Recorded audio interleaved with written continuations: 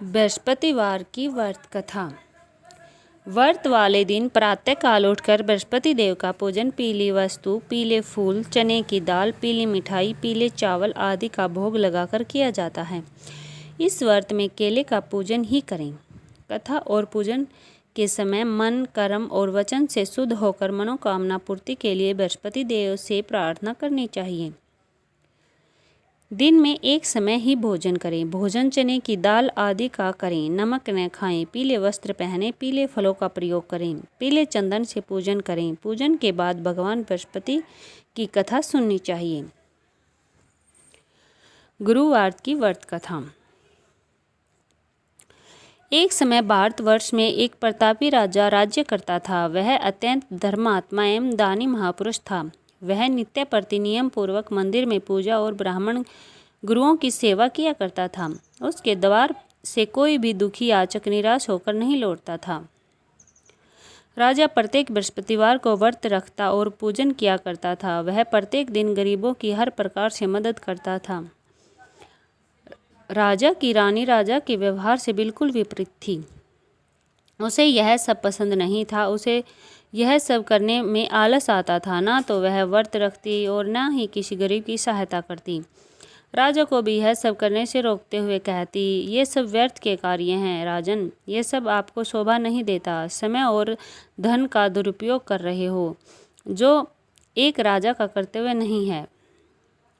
एक दिन राजा शिकार खेलने की इच्छा से वन को चला गया। पीछे महल में रानी और दासी थी। उसी समय गुरु महाराज बृहस्पति देव साधु वेश में रानी के द्वार पर पहुंचकर भिक्षा मांगने लगे। साधु की आवाज़ सुन रानी द्वार पर आ साधु से कहने लगी, हे साधु महाराज, मैं इस दान पुण्य के कार्यों से तंग आ चुकी हूँ। इस कार्य के लिए तो मेरे पति ही काफ़ी हैं। मैं तो यह चाहती हूँ किसी तरह यह धन नष्ट हो जाए और मैं आराम से रह सकूँ। साधु के वेश में बृहस्पति देव बोले, हे देवी, तुम तो बड़ी विचित्र नारी हो। संतान और धन से कभी कोई मनुष्य दुखी नहीं होता। इनको सभी चाहते हैं। पापी भी पुत्र और धन की इच्छा करते हैं। तुम्हारे पास धन की अधिकता है तो इस धन का दुरुपयोग मत करो और शुद्ध उपयोग करो। भूखों को भोजन कराओ, प्याऊ लगवाओ, अनाथों अपाहिजों के लिए दान दो, ब्राह्मणों को दक्षिणा दो, धर्मशालाओं का निर्माण कराओ, कुआं, तालाब, बावड़ी, बाग बगीचे आदि का निर्माण कराओ तथा निर्धनों की सहायता करो। कुंवारी कन्याओं का विवाह कराओ, यज्ञ आदि धार्मिक कार्य करो। इस प्रकार के कर्मों को करने से आपको कुल का उत्थान होगा, उसकी कीर्ति फैलेगी एवं तुम्हें स्वर्ग की प्राप्ति होगी। लेकिन आलसी रानी को ये बातें प्रिय नहीं लगी। वह बोली, हे साधु महाराज, मुझे ऐसा धन कदापि नहीं चाहिए जिसे मैं दूसरों को बांटती फिरूं तथा जिसके उपयोग से मैं ही अपना आरामदेह समय गंवाती रहूं। तब साधु ने रानी से कहा, हे देवी, तुम धन से इतनी ही दुखी हो तो मैं तुम्हें धन से मुक्ति पाने का एक उपाय बताता हूँ। तुम ऐसा ही करना जैसा मैं कहूँ। बृहस्पतिवार को घर गोबर से लीपना, अपने केशों को पीली मिट्टी से धोना। राजा से कहना वह बृहस्पतिवार को हजामत बनवाए। भोजन में मांस में तिरा खाना और कपड़ा धोबी के यहाँ धुलने डालना। ऐसा करने से 7 बृहस्पतिवार में ही आपका सारा धन नष्ट हो जाएगा। इतना कहकर वह साधु महाराज वहाँ से अंतर्ध्यान हो गए। इसके बाद रानी ने वही किया जो साधु ने बताया था। 3 बृहस्पतिवार ही बीते थे कि उसका समस्त धन संपत्ति नष्ट हो गया और भोजन के लिए राजा रानी तरसने लगे। तब एक दिन राजा ने रानी से कहा कि तुम यहाँ पर रहो, मैं दूसरे देश चाकरी के लिए चला जाऊँ, क्योंकि यहाँ पर मुझे सभी मनुष्य जानते हैं, इसलिए कोई कार्य नहीं कर सकता। देश चोरी परदेश भीख बराबर है। ऐसा कहकर राजा प्रदेश चला गया। वहाँ जंगल को जाता और लकड़ी काट कर लाता, वहाँ शहर में बेचता। इस तरह से जीवन व्यतीत करने लगा। इधर राजा के बिना रानी और दासी दुखी रहने लगी। किसी दिन भोजन मिलता और किसी दिन जल पीकर ही रह जाती। एक समय जब रानी और दासियों को 7 दिन बिना भोजन के रहना पड़ा तो रानी ने अपनी दासी से कहा, हे दासी, पास ही नगर में मेरी बहन रहती है, वह बड़ी धनवान है। तू उसके पास जा और 5 सेर बेशर मांग कर ले आ, ताकि कुछ समय के लिए थोड़ा बहुत गुजर बसर हो जाए। दासी रानी की बहन के पास गई। उस दिन बृहस्पतिवार था। रानी की बहन उस समय बृहस्पतिवार की कथा सुन रही थी। दासी ने रानी की बहन को अपनी रानी का संदेश दिया, लेकिन रानी की बहन ने कोई उत्तर नहीं दिया। जब दासी को रानी की बहन से कोई उत्तर नहीं मिला तो वह बहुत दुखी हुई, उसे क्रोध भी आया। दासी ने वापस आकर रानी को सारी बात बता दी। सुनकर रानी ने कहा दासी, इसमें कोई दोष नहीं है। जब बुरे दिन आते हैं तब कोई सहारा नहीं देता। अच्छे बुरे का विपत्ति में ही पता लगता है। जो ईश्वर की इच्छा होगी वही होगा। यह सब हमारे भाग्य का दोष है। यह सब कहकर रानी ने अपने भाग्य को कोसा। उधर रानी की बहन ने सोचा कि मेरी बहन की दासी आई थी, लेकिन मैं उससे नहीं बोली, इससे वह बहुत दुखी होगी। कथा सुनकर और पूजन समाप्त कर वह अपनी बहन के घर गई और कहने लगी, हे बहन, मैं बृहस्पतिवार का व्रत कर रही थी। तुम्हारी दासी गई, लेकिन जब तक कथा होती तब तक उठते हैं और न बोलते हैं, इसलिए मैं नहीं बोली। कहो दासी क्यों गई थी?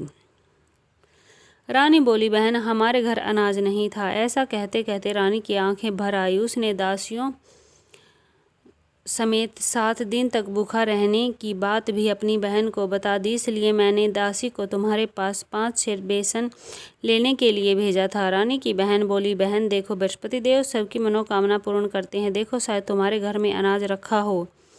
पहले तो रानी विश्वास नहीं हुआ, परंतु बहन के आग्रह करने पर उसने दासी को अंदर भेजा। दासी घर के अंदर गई, वहाँ पर एक घड़ा बेसन से भरा मिल गया। उसे बड़ी हैरानी हुई। उसने बाहर आकर रानी को बताया। दासी रानी से कहने लगी, हे रानी, जब हमको भोजन नहीं मिला तो हम व्रत ही कर लेते हैं, इसलिए क्यों न इससे व्रत और कथा विधि पूछ ली जाए। हम भी व्रत क्या करेंगे। दासी के कहने पर रानी ने अपनी बहन से बृहस्पतिवार के व्रत के बारे में पूछा। उसकी बहन ने बताया, बृहस्पतिवार के व्रत में चने की दाल, गुड़, मुनक्का से विष्णु भगवान का केले के वृक्ष की जड़ में पूजन करें और दीपक जलाएं और कथा सुनें। उस दिन एक ही समय भोजन करें और भोजन में पीले खाद्य पदार्थ का सेवन जरूर करें। इससे गुरु भगवान प्रसन्न होते हैं, अन्न, पुत्र और धन का वरदान देते हैं, साथ ही सभी मनोकामनाएं पूर्ण करते हैं। व्रत और पूजन की विधि बताकर रानी की बहन अपने घर लौट गई। रानी और दासी दोनों ने निश्चय किया कि बृहस्पति देव भगवान का पूजन जरूर करेंगे। 7 रोज बाद जब बृहस्पतिवार आया तो उन्होंने व्रत रखा। गुड़ साल में जाकर चना और गुड़ बीन लाई तथा उसकी दाल से केले की जड़ तथा विष्णु भगवान का पूजन किया। जब पीला भोजन कहाँ से आए, दोनों बड़ी दुखी हुई, परंतु उन्होंने व्रत किया था, इसलिए बृहस्पति देव भगवान प्रसन्न थे। एक साधारण व्यक्ति के रूप में वे दोनों थालों में पीला भोजन लेकर आए और दासी को देकर चले गए।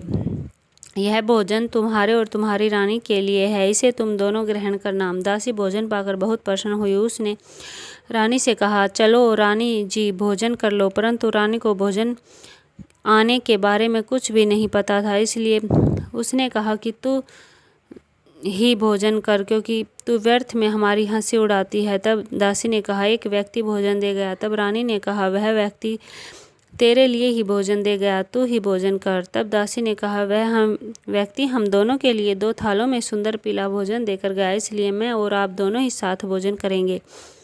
यह सुनकर रानी बहुत प्रसन्न हुई और दोनों ने गुरु भगवान को नमस्कार कर भोजन किया। इसके बाद से वे प्रत्येक बृहस्पतिवार को गुरु भगवान का व्रत और पूजन करने लगी। बृहस्पति भगवान की कृपा से उनके पास धन हो गया। तब दासी बोली, देखो रानी, तुम पहले भी इस प्रकार आलस्य करती थी। तुम्हें धन के रखने में कष्ट होता था, इस कारण सभी धन नष्ट हो गया था। अब गुरु भगवान की कृपा से धन मिला है तो तू फिर से आलस्य कर रही है। बड़ी मुसीबतों के बाद हमने धन पाया है, इसलिए हमें दान पुण्य करना चाहिए।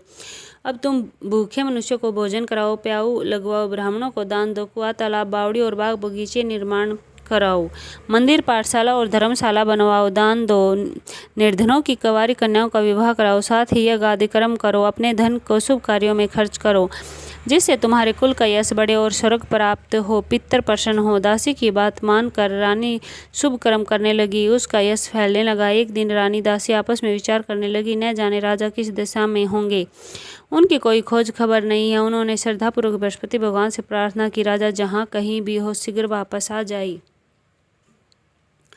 उसी रात्रि को बृहस्पति देव ने राजा को स्वप्न में कहा कि हे राजा, उठ, तेरी रानी तुझको याद करती है, अपने देश को लौट जा। राजा प्रातःकाल उठा और जंगल से लकड़ी काटने के लिए जंगल की ओर चला। जंगल से गुजरते हुए विचार करने लगा कि रानी की गलती से उसे कितने दुख भोगने पड़े। राजपाट छोड़कर जंगल में आकर रहना पड़ा, जंगल से लकड़ी काटकर शहर में बेचकर गुजारा करना पड़ा और अपनी दशा को याद करके व्याकुल होने लगा। उसी समय राजा के पास बृहस्पति देव साधु के वेश में आकर बोले, हे लकड़हारे, तुम इस सुनसान जंगल में किस चिंता में बैठे हो, मुझे बतलाओ। यह सुन राजा के नेत्रों में जल भर आया। साधु की वंदना कर राजा ने अपनी संपूर्ण कहानी सुना दी। महात्मा दयालु होते हैं। वे राजा से बोले, हे राजा, तुम्हारी पत्नी ने बृहस्पति देव के प्रति अपराध किया था, जिसके कारण तुम्हारी यह दशा हुई। अब तुम चिंता मत करो, भगवान तुम्हें पहले से अधिक धन देंगे। देखो, तुम्हारी पत्नी ने बृहस्पतिवार का व्रत शुरू कर दिया है। अब तुम भी बृहस्पतिवार के व्रत में चने की दाल, गुड़ और मुनक्का से विष्णु भगवान का केले के वृक्ष की जड़ में पूजन करो तथा दीपक जलाकर कथा सुनो। उस दिन एक ही समय भोजन करना, लेकिन भोजन में पीले खाद्य पदार्थ का सेवन जरूर करना। भगवान तुम्हारी सब कामनाओं को पूर्ण करेंगे। साधु की बात सुनकर राजा बोला, हे प्रभु, लकड़ी बेचकर तो इतना पैसा भाई नहीं बचता जिससे भोजन के उपरांत कुछ बचा सकूं। मैंने रात्रि में अपनी रानी को व्याकुल देखा है। मेरे पास कोई साधन नहीं जिससे उसका समाचार जान सकूं। फिर मैं कौन सी कहानी कहूँ, यह भी मुझको मालूम नहीं। साधु ने कहा, हे राजा, मैं मन में बृहस्पति भगवान के पूजन व्रत का निश्चय करो, वे स्वयं तुम्हारे लिए कोई राह बना देंगे। बृहस्पति वार के दिन तुम रोजाना की तरह लकड़ियाँ लेकर शहर में जाना। तुम्हें रोज से दुगना धन मिलेगा, जिससे तुम भली भांति भोजन कर लोगे तथा बृहस्पति देव की पूजा का सामान भी आ जाएगा। राजा ने ऐसा ही किया और उसको मनोवांछित फल की प्राप्ति हो गई। इस प्रकार जो भी यह कथा पढ़ता या सुनता है, उसके सभी मनोरथ पूर्ण होते हैं। जय विष्णु भगवान की। ऐसी अच्छी कथा और कहानी के लिए हमारे चैनल को लाइक, शेयर और सब्सक्राइब करें। धन्यवाद।